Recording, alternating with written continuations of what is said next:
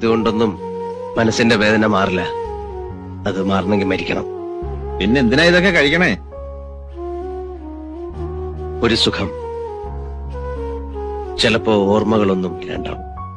സുഖം, black out. ചിലപ്പോ ഓരോന്നും 1000 മുഖങ്ങളോടെ വരും. മല്ലീശ്വരന്റെ അമ്പു പോലെ. എടുക്കുമ്പോൾ 1, തൊടുക്കുമ്പോൾ 10, കൊള്ളുമ്പോൾ 1000. ആയിരങ്ങൾ.